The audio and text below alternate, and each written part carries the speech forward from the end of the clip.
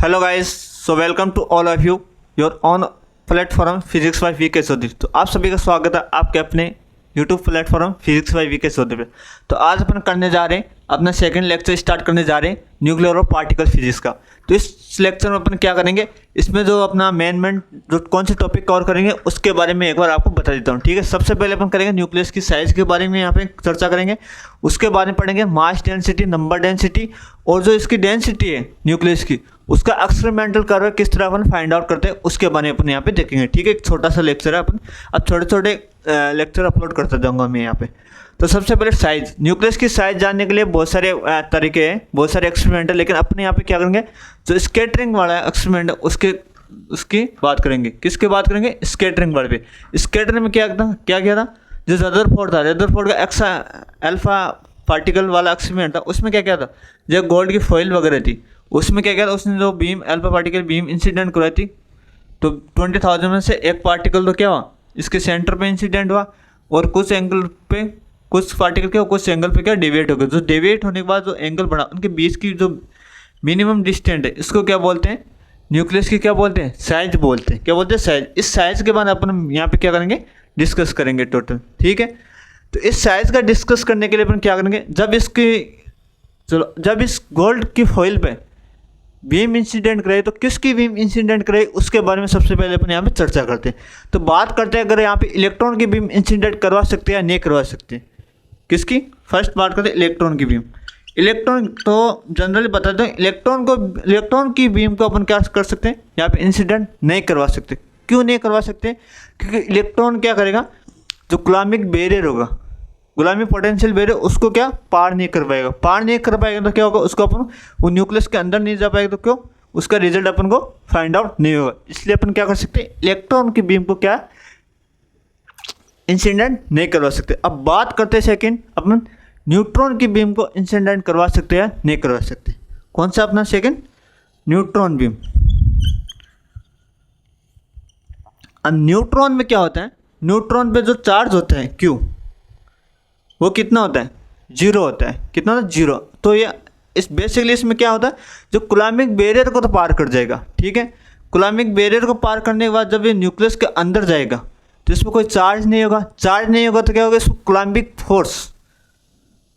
Force क्या करेगा, इस पर काम नहीं करेगा। कूलम्बिक फोर्स का मतलब क्या है, जो चार्ज पे डिपेंड नहीं करेगा, फिर रिपल्सिव वाला फोर्स नहीं आएगा। तो रिपल्सिव वाला फोर्स नहीं आएगा तो क्या होगा, हो सकता है न्यूक्लियस के द्वारा क्या अंदर जाएगा जैसे ही, तो एब्जॉर्ब भी किया जा सकता है। क्या हो सकता है? एब्जॉर्ब। अगर एब्जॉर्ब कर लिया तो अपन को सेटिस्फाई रिजल्ट प्राप्त नहीं होगा। इस वजह से क्या अपन न्यूट्रॉन बीम को भी काम में नहीं लेते। अब बात करते हैं अपन थर्ड और इम्पोर्टेंट पॉइंट, जो होता है प्रोटॉन अल्फा पार्टिकल। मतलब प्रोटॉन की बीम और अल्फा पार्टिकल की बीम को अपन इंसिडेंट करवा सकते हैं या नहीं करवा सकते। इसका आंसर है हाँ, अपन करवा सकते हैं। क्यों करवा सकते हैं? जब प्रोटॉन या अल्फा पार्टिकल बीम को इंसिडेंट करवाते हैं तो फर्स्ट तो वो कूलम्ब बैरियर को पास आउट कर जाएगा, मतलब पास कर जाएगा। जैसे कूलम्ब बैरियर को पास करेगा तो उसको आगे क्या मिलेगा, न्यूक्लियस मिलेगा। न्यूक्लियस में क्या होगा, उसके जो प्रोटॉन कारण क्या होगा, रिपल्सन हो जाएगा। रिपल्सन होगा तो क्या होगा, वहाँ पे कूलम्बिक फोर्स वर्क करेगा, और कूलम्बिक फोर्स वर्क कर रहा वहाँ पे क्या होगा, अपनी स्कैटरिंग वाली प्रोसेस होगी, वो क्या हो जाएगी,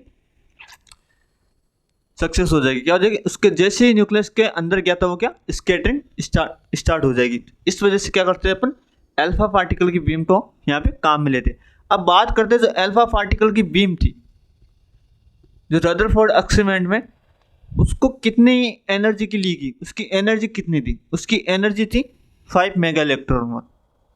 कितनी थी? 5 मेगा इलेक्ट्रॉन। अब 5 मेगा इलेक्ट्रॉन वोल्ट की वहाँ पे काम में क्यों ली गई?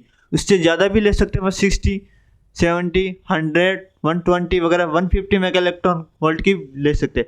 इसमें क्या किया, हमेशा एक लो एनर्जी की बीम लेगी। जैसे अपन लो एनर्जी की बीम को उस पर इंसिडेंट करवा के तो अपन यहाँ पे लो एनर्जी पे स्कैटरिंग यहाँ पे करवाई थी। क्यों करवाई थी? जैसे अगर इसकी एनर्जी बढ़ा दी जाए, ठीक है, जैसे इसकी एनर्जी बढ़ाई, ये न्यूक्लियस के अंदर जाएगा। अगर न्यूक्लियस के अंदर जाएगा, न्यूक्लियस को पार कर जाएगा। अगर न्यूक्लियस को पार किया तो क्या होगा, इसमें रिएक्शन हो सकती है। ठीक है, अगर रिएक्शन होगी तो उस वजह से क्या हो सकता है, ये न्यूक्लियस के द्वारा एब्जॉर्ब भी किया जा सकता है। इस वजह से अपन को एनर्जी इतनी रखी है कि वह न्यूक्लियस को पार भी नहीं करे और न कि उसको एब्जॉर्ब कर पाए उस जो एनर्जी दी गई उसको। इस वजह से ओनली 5 मेगा इलेक्ट्रॉन की वोल्ट की क्या लेगी, एनर्जी लेगी। ठीक है। अब चलो बात करते हैं इसे डेंसिटी के ऊपर आते हैं यहाँ पे, ठीक है। न्यूक्लियस की डेंसिटी उसके बारे में देखते हैं। न्यूक्लियस की डेंसिटी वैसे देखें तो न्यूक्लियस की डेंसिटी कोई रेंज नहीं होती है, ठीक है। और वो होती है एक, इसका रेंज यही होती है कि वह किसी एक पर्टिकुलर पॉइंट से लेके मतलब किसी एक पर्टिकुलर पॉइंट तक वो क्या होती है, हाईएस्ट होती है। उसके बाद में क्या होती है, उसकी वैल्यूज लो होती जाती है। जैसे कि किसी पर्सन ने बताया कि इसकी रेंज यहाँ तक होती है, ठीक है। किसी और ने बताया कि नहीं इसकी रेंज यहाँ तक होती है। किसी और ने बताया कि इसकी रेंज कितनी होती है, यहाँ तक होती है, ठीक है। तो बात अगर यहाँ पे बात करें अपन, जो इसके अपने मान लें इस पॉइंट तक, किस पॉइंट, इस पॉइंट तक, तो किसी पर्टिकुलर पॉइंट तक आर रेडियस तक मान लें अपने, यहाँ पे जो आर रेडियस है यहाँ तक क्या हो, इसकी जो वैल्यू है वो कितने हाईएस्ट मान ली, डेंसिटी कितनी मान ली इसकी, न्यूक्लियस की हाईएस्ट मान ली। अगर जैसे ही इस रेडियस को पार करेंगे अपन, तो जैसे दूर जाते जाएंगे उसकी रेडियस उसकी डेंसिटी क्या होती जाएगी, कम होती जाएगी। जैसे जैसे रेडियस बढ़ाते जाएंगे वैसे वैसे क्या होगी, इसकी डेंसिटी कम होती। सपोज यहाँ पर, तो यहाँ पे इसकी डेंसिटी कम है, अगर यहाँ पे तो इसकी डेंसिटी और कम होती जाएगी। अब इसके बाउंड्री की बात करें तो इस डेंसिटी न्यूक्लियस की साइज या न्यूक्लियस की कोई शार्प बाउंड्री तो होती नहीं, ठीक है। अपने यहाँ पे क्या करेंगे, इसको एज ए मतलब स्फीयर कंसिडर करके इसको फाइंड आउट करेंगे, ठीक है।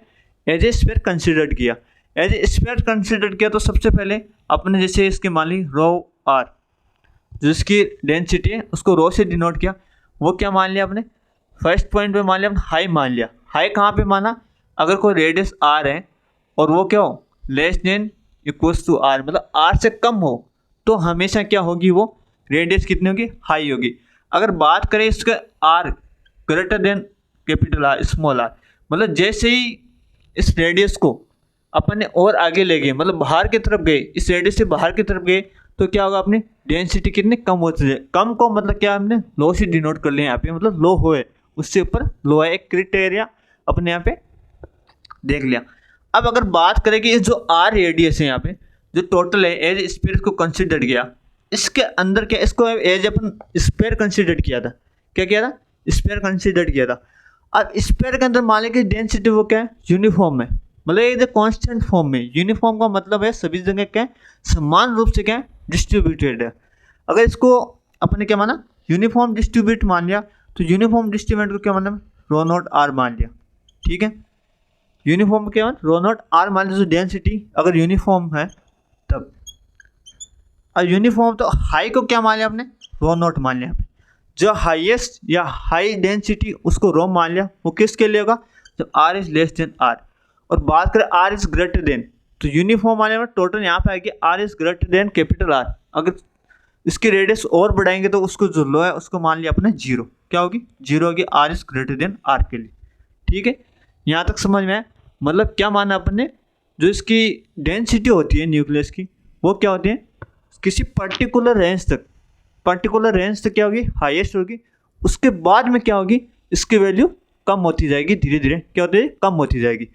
और अब इसका अपने मैथमेटिकल या थ्योरेटिकल फॉर्म फाइंड आउट करने के लिए अपन क्या किया था, इसको एज अपन ने स्फीयर कंसीडर किया था। स्फीयर कंसीडर करके क्या माना था, जैसे अपन ने जो आर के अंदर जो रेडियस थी कैपिटल आर तक, तो क्या होगी, उसकी जो डेंसिटी थी उसको हाईएस्ट मान लिया, और उसके बाद जो डेंसिटी थी उसको क्या मान लिया अपने, लो मान लिया। लो मान के फिर क्या अपने से एज यूनिफॉर्म डेंसिटी को कंसिडर किया, तब क्या हुआ था, जो हाईएस्ट डेंसिटी उसको रो नॉट और लोएस्ट थी उसको जीरो मान लिया। फिर अब अपन क्या करते हैं, इसका कंप्लीट डेरिवेशन देखते हैं। यहाँ पे मैं कंप्लीट डेरिवेशन लिखा देता हूँ आपको, कंप्लीट डेरिवेशन क्या उसको फिर समझते हैं अपने। तो चलते हैं आगे। अब अपन देखते हैं यहाँ पे जो अपन ने अभी डिस्कस किया था उसके बारे में। तो अपन ने क्या डिस्कस किया था, हमें जो न्यूक्लियस की साइज वगैरह अपन ने मानी थी और डेंसिटी के बारे में पढ़ा। तो यहाँ पे वही चीज़ मैंने लिखी, क्या लिखे, nucleus has high density up to a particular distance and low density after that distance. मतलब किसी पर्टिकुलर डिस्टेंस तक उसकी क्या होगी, डेंसिटी हाई होगी, और उस डिस्टेंस के बाद क्या होगी, उसकी डेंसिटी कितनी हो जाए, लो होती जाएगी। और फिर क्या किया आपने, let's consider nucleus has a sphere of radius r, मतलब किसी उसको न्यूक्लियस है उसको स्फीयर अपने कंसिडर किया था। क्या क्या स्फीयर, जो ये स्फीयर अपने एज ए स्फीयर कंसिडर करके क्या किया था, तब अपन को डेंसिटी क्या होगी, वो डेंसिटी रो आर क्या होगी, अगर r is less than capital R, मतलब जो इसके अंदर रेडियस होगी वो क्या होगी, हाई होगी, और इससे पर्टिकुलर डिस्टेंस से जो बाहर रेडियस होगी वो क्या होगी, लो होगी यहाँ पे, ठीक है। फिर अपने क्या किया, जो अंदर जो रेडियस है, जो डेंसिटी है आर के, आर रेडियस तक, वो क्या, उसको एज ए यूनिफॉर्म डेंसिटी अपने कंसिडर किया था। यूनिफॉर्म डेंसिटी जब कब कंसिडर किया था, क्या, जो अपने रो है, जो रेडियस, जो डेंसिटी, वो क्या, रो नॉट, हाई के लिए रो नॉट, मतलब ये क्या, कांस्टेंट है सभी जगह, क्या है, कांस्टेंट, एज ए कांस्टेंट की फॉर्म में सभी जगह यूनिफॉर्म डिस्ट्रीब्यूशन है। तो वो कितने हो जाएगी, r is less than capital R के लिए कितने, रो नॉट मान लीजिए, और लो, इससे जब पर्टिकुलर डिस्टेंस से बाहर जाते हैं तब क्या होगी, उसकी वैल्यू कितनी हो जाए, जीरो हो जाए, मतलब डेंसिटी कितनी, जीरो, ये अपने मान ली। अपन जानते हैं कि डेंसिटी का फॉर्मूला कितना होता है, मास अपॉन वॉल्यूम, क्या होता है, मास अपॉन वॉल्यूम। अब मास का मतलब क्या है, जो टोटल न्यूक्लियस का मास होगा उसके अंदर, तो टोटल न्यूक्लियस का मास कितना होगा, एक तो जो न्यूक्लियस है उसमें बहुत सारे न्यूक्लियस होते हैं, न्यूट्रॉन, प्रोटॉन वगैरह होते हैं, तो न्यूक्लियस बहुत सारे होते हैं, तो एक न्यूक्लियन का मास, ठीक है, इनटू नंबर ऑफ न्यूक्लियन, मतलब कितने न्यूक्लियन है इसके अंदर, वो क्या होगा, उसका टोटल न्यूक्लियस का क्या हो जाएगा, मास हो जाएगा। तो क्या number of nucleon into mass of A nucleon, किसी एक न्यूक्लियन का मास और जो जितने न्यूक्लियन है उनके टोटल नंबर अपॉन वॉल्यूम को इसका वॉल्यूम, और ये डेंसिटी क्या है, कांस्टेंट है। कांस्टेंट के मैंने यहाँ पे क्या ऐसे क्या कांस्टेंट कंसिडर किया, क्यों किया था यहाँ पे, कि पर्टिकुलर डिस्टेंस क्या हो, कांस्टेंट यूनिफॉर्म अपने डिस्ट्रीब्यूशन माना था यहाँ पे। अब जैसे कांस्टेंट का कांस्टेंट यहाँ पे पुट कर दिया, अब यहाँ पे क्या लिखा, नंबर ऑफ न्यूक्लियन को क्या होता है, मास नंबर से डिनोट करते हैं, ठीक है, ए, और यहाँ पे जो मास ऑफ न्यूक्लियन कितना क्या, 1.67, जो प्रोटॉन का होता है, अपन मानते हैं इसको जनरली 1.67 × 10⁻27, और इसका वॉल्यूम कितना, 4/3 pi R cube, 4/3 pi R cube, क्योंकि इस पे एज अपने स्पेयर कंसिडर किया था, स्पेयर कंसिडर किया था, वॉल्यूम भी किसका आएगा, स्पेयर का आएगा, ठीक है। अब जब बात कांस्टेंट है तो क्या ऊपर चला जाएगा, ठीक है, कांस्टेंट है, इससे 4/3 पाई आर क्यूब को ऊपर लेके डायरेक्ट प्रपोजल किसके हो जाए, ए के हो जाएगा यहाँ पे, ठीक है, कांस्टेंट पार्ट को जब हटाए तो। फिर बात करेंगे यहाँ पे ये 4/3 पाई भी, ये भी क्या कांस्टेंट है, इसको हटा दिया तो क्या बन गया, R cube direct proportional to A, और आर इक्वल्स टू, इसको पावर को उधर ले गए तो क्या बन गया, ए की पावर 1/3। अब r equals to r naught, ये आर नॉट क्या यहाँ पे, आर नॉट यहाँ पे है कांस्टेंट है, जिसकी वैल्यू कितनी होती है, 1.2 फर्मी मीटर, कितनी होती है, 1.2 फर्मी मीटर होती है इसके आर नॉट की वैल्यू, ठीक है। यहाँ तक समझ में आ गया अपना। अब इस रेडियस का अपन यूज करके क्या करेंगे, इसी रेडियस को यूज में लेते हुए अपन मास डेंसिटी निकालेंगे और नंबर डेंसिटी इसकी निकालेंगे, उसके बारे में देखते हैं। चलो आगे चलते हैं, उसका डेरिवेशन देख लेते हैं। तो अब अपन चलते हैं नंबर डेंसिटी और मास डेंसिटी पे। तो सबसे पहले पढ़ते हैं अपन नंबर डेंसिटी। नंबर डेंसिटी क्या होती है, तो नंबर डेंसिटी कितना होता है, मास अपॉन वॉल्यूम। अब नंबर डेंसिटी की बात करें, number of nucleon upon volume, कितने वॉल्यूम के अंदर या वॉल्यूम के अंदर कितने न्यूक्लियन है, वो क्या है, नंबर डेंसिटी। अगर मास डेंसिटी की बात करें तो किसी वॉल्यूम के अंदर कितना मास है न्यूक्लियस का, वो क्या हो जाएगा, मास डेंसिटी हो जाएगी उसकी, ठीक है। तो नंबर ऑफ न्यूक्लियन को अपन किससे डिनोट करते हैं, मास नंबर से डिनोट करते हैं यहाँ पे, ठीक है।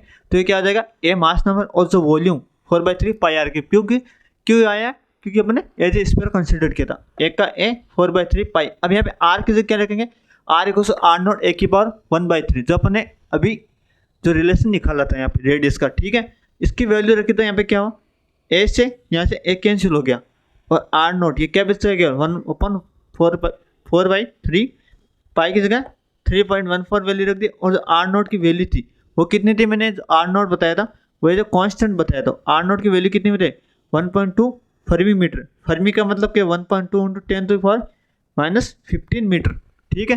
तो 1.2 × 10⁻⁻15 इसकी वैल्यू रखी, इसका होल क्यूब अगर इसको पूरे को सोल्व किया तो अपन क्या किया, जो नंबर डेंसिटी है वो 10⁻44 में आई। यहाँ पर आंसर कितना है, 10⁻44 न्यूक्लियन।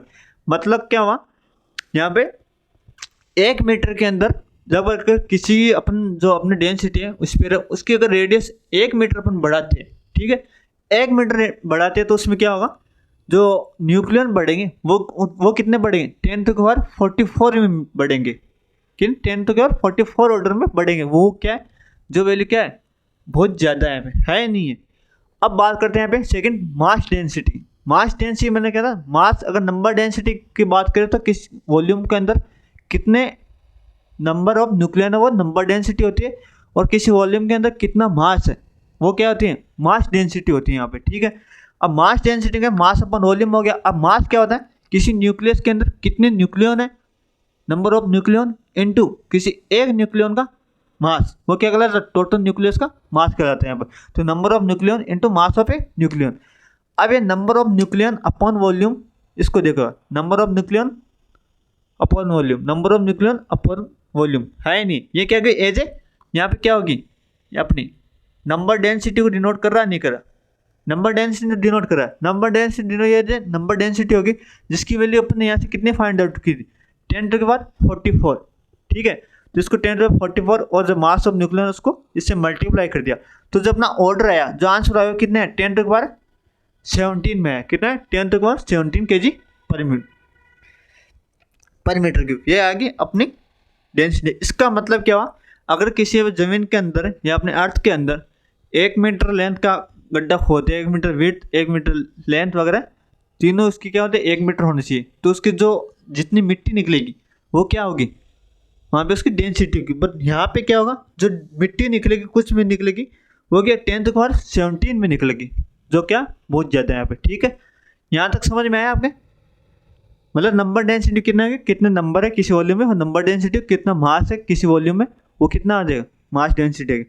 अब बात करते हैं अपन जो डेंसिटी है उसके एक्सपेरिमेंटल कर्व के बारे में। जो एक्सपेरिमेंटल कर्व है वो एज ए उसको बोलते हैं, मतलब फर्मी डिराक की तरह ना, एज ए फर्मी डिराक की तरह वो कर्व आया था अपन, उसके बारे में अपन यहाँ पे देखते हैं। तो चलो चलते हैं उसके ऊपर आगे, एक्सपेरिमेंटल कर्व ऑफ डेंसिटी। तो अब अपन देखते हैं यहाँ पे एक्सपेरिमेंटल कर्व ऑफ डेंसिटी का एक्सपेरिमेंटल कर्व किस तरह अपन फाइंड आउट करते हैं उसके बारे में। थ्योरेटिकल अपने पढ़ लिया था, थ्योरेटिकल कॉन्सेप्ट क्या था, अपने जो R = R0 A की पावर 1/3 निकालते, वो थ्योरेटिकल कॉन्सेप्ट था डेंसिटी का। और अब ये डेंसिटी क्या एक्सपेरिमेंटल कॉन्सेप्ट करने जा रहे हैं। ये क्या होता है, जो इसका कर्व फाइंड आउट होता है रो और R के बीच में, रो R और R के बीच में जो वर्सेज में जो अपना का ये कर्व है, ये इस तरह फाइंड आउट होता है। ये क्या एज है, मतलब क्या है उसका फर्मी डिराक का है, मतलब बट फर्मी डिराक क्या होता है, वो एकदम से क्या होता है नीचे आ जाता है सडनली, और ये क्या है नीचे नहीं आता है हमेशा।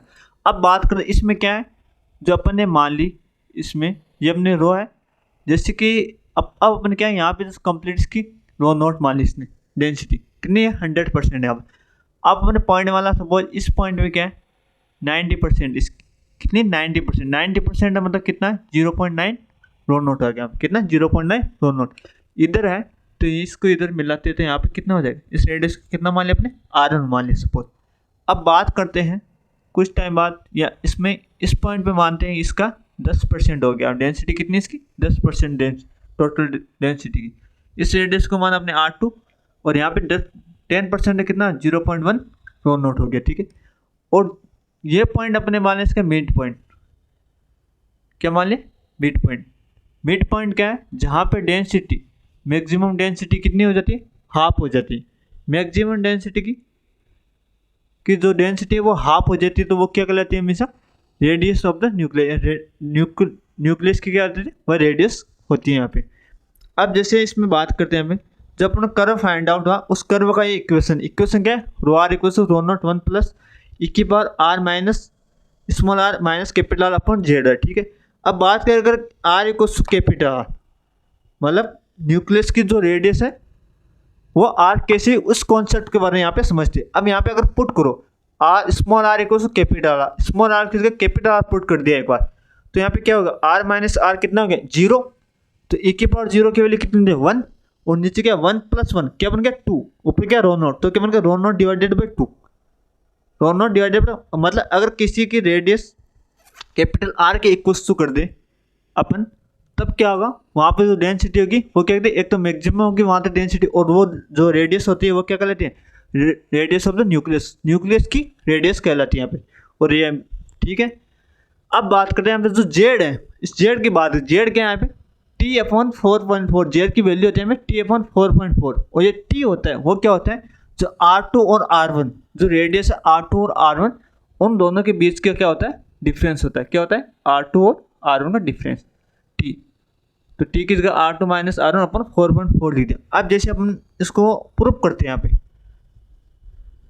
ठीक है, क्या पढ़ेंगे इसका प्रूफ पढ़ते हैं यहाँ पे, जो T है उसकी वैल्यू T/Z की value R2 minus R1 upon Z, ये कैसे आती है उसके बारे में अपन यहाँ पे एक बार देख लेते हैं, ठीक है। ये कैसे, ये अपने इक्वेशन इसको यहाँ पे लिख दिया, R equals to rho naught upon 1 plus ई की power R minus are by Z. अब बात करते हैं at a distance R equals to R1 distance पर, मतलब आर इक्वल्स टू R1 पे बात करेंगे तो जब अपनी डेंसिटी होगी वो कितनी हो जाएगी, R1 पे radius of density 0.9 rho naught, मतलब 0.9 रो नॉट हो गई, यहाँ पे 90% हो गए। तो यहाँ पे आर रो की जगह वैल्यू रख दो 0.9 रो नॉट, और रो नॉट 1 प्लस जो है आर की जगह यहाँ पे क्या लिख दिया आपने, R1 लिख दिया यहाँ पे, ठीक है। अब जैसे इसको सोल्व किया तो रो नॉट से रो नॉट, इस रो नॉट से इस रो नॉट कैंसिल हो गया ये। अब 0.9 को क्या लिख 9/10 लिख दिया पॉइंट हटा के। अब यहाँ पे क्या 1 प्लस ई की power R1 minus R upon Z आ गया, ठीक है।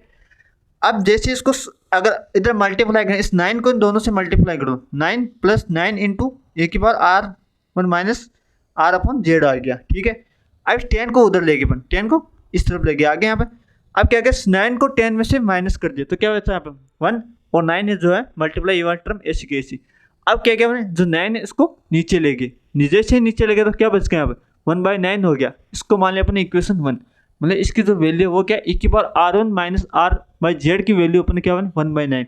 इसी तरह अगर अपन वैल्यू R की जगह R2 रखेंगे, R2 रखेंगे तो R2 रेडियस में क्या होगा, जो डेंसिटी वो कितनी 10% होगी, 10% मतलब 0.1। ये यहाँ पे अपन देखा था कितने 0.1 10% यहाँ पे इसकी जो डेंसिटी थी। इसमें जैसे वैल्यू रखा पे तो रो की जगह वैल्यू कितनी रख दी यहाँ पे 0.1 रख दी यहाँ पे। जैसे इसको सोल्व किया यहाँ पे तो ये इसका आंसर आ गया। आंसर क्या था 1 का क्या 0.1 का 1/10 कर दिया यहाँ पे, रो नॉट कैंसिल हो गया, ये क्या 1/1 प्लस ई की power R2 minus are by z बन गया हमें, ठीक है। फिर अपन ने क्या किया इसको इधर मल्टीप्लाई कर दिया, क्रॉस मल्टीप्लाई वगैरह कर दिया जो करना था। फिर इस 1 को उधर ले गए, 10 में से 1 कटा -1 बच गया यहाँ पे, ठीक है।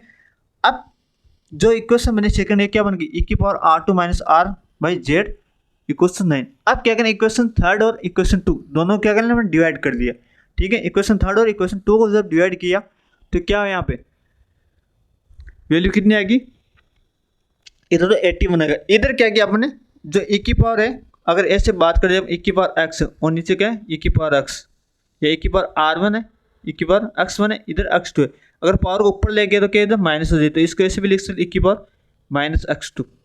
तो ऐसे अपन ने क्या किया यहाँ पर भी ऐसे किया था, जो नीचे की वैल्यू उसको ऊपर ले गए तो क्या R1 का था -R1 हो गया, और माइनस अगर माइनस हो गया पावर टोटल की पावर कितनी हो जाती है माइनस हो जाती है। ऊपर ले गए तो क्या जो माइनस का R1 था वो क्या प्लस का R हो गया, ठीक है। प्लस का सॉरी माइनस का कैपिटल R क्या था प्लस का कैपिटल R हो गया। जैसे इसको सोल्व किया तो क्या बन गया कैपिटल R से कैपिटल R कैंसिल हो गया, क्या बन गया R2 माइनस R1 यहाँ पे बन गया, ठीक है। अब यहाँ पे 81 को क्या लिख सकते हैं 3 की पावर 4 लिखा है। फिर अपन क्या करें यहाँ पे log का मतलब प्रयोग कर लिया, ln यहाँ पे लगाया तो e की पावर या log ln e क्या होता है जो e की पावर x होता है तो उसको केवल x बन जाता है यहाँ पे, ठीक है। मतलब ln e की पावर x में से किसके इक्वल्स होता है x के इक्वल्स होता है, ठीक है। तो यहाँ पे जो पावर है इसकी पावर को R2 माइनस R1 ऐसा कैसा लिख दिया। अब यहाँ पे लगाया log, यहाँ पे क्या बता ln x की पावर n, तो क्या बन गया n ln x बन जाता है, जो पावर है वो आगे आ गई यहाँ पे, और जो ln 3 बन गया। अब z, अब क्या z को यहाँ पे ऊपर ले गए उस साइड ले गए तो z आ गया, और R2 माइनस जो ln 3 था 4 ln 3 उसको नीचे ले आए, ठीक है। अब 4 ln 3 की वैल्यू अपन जब निकालेंगे तो कितने में 4.4, क्या बने 4.4, और ये क्या है R2 माइनस R1 अपॉन 4.4, यही वैल्यू आपने यहाँ से की थी फाइंड आउट की थी, ठीक है। यही वैल्यू अपन को प्रूफ करनी थी। तो समझ में आया इसमें क्या था अपने, एक बार और रिवाइज कर देता हूँ। इसमें सबसे पहले अपन क्या था जो इसका रो और आर के बीच में जो कर्व था उसको यहाँ पे अपने बना लिया। उसके बाद में जैसे अपने पहले 10% पे देखी 10% के R2 रेडियस मान लिया तो 10% मतलब 0.1 आ गया इसका रो नोट, अगर 90% है 0.9 रो नोट। फिर इसकी जो इक्वेशन है वो उसके बाद में R निकालता हूँ, न्यूक्लियस की यहाँ से रेडियस आ गई। न्यूक्लियस की रेडियस कहाँ होगी जहाँ पर किसकी मैक्सिमम रेडियस हाफ बन जाती है, मैक्सिमम रेडियस की अगर मैक्सिमम डेंसिटी की हाफ डेंसिटी बन जाती है तो वो क्या वहाँ पे क्या होगी न्यूक्लियस की रेडियस होगी वो। फिर अपन ने क्या था जेड की वैल्यू ये कैसे आती है उसको सोल्व किया था, मतलब R1 की वैल्यू रखी थी फिर R2 की वैल्यू रखी, इक्वेशन बनाए थे, उन दोनों को डिवाइड करके फिर अपन ने आगे यहाँ पे सोल्व कर लिया, ठीक है। आज के लिए बहुत है, बाकी अपन नेक्स्ट लेक्चर कल स्टार्ट करेंगे। कल पढ़ेंगे अपन बाइंडिंग एनर्जी वगैरह, उसके बारे में देख लेते हैं। जो बाइंडिंग एनर्जी होती है, सेपरेशन एनर्जी होती है, उसके बारे में अपन यहाँ पे कल देखेंगे। ठीक है, तो आज के लिए बहुत है, मिलते हैं अपन नेक्स्ट लेक्चर में। See you soon and best of luck.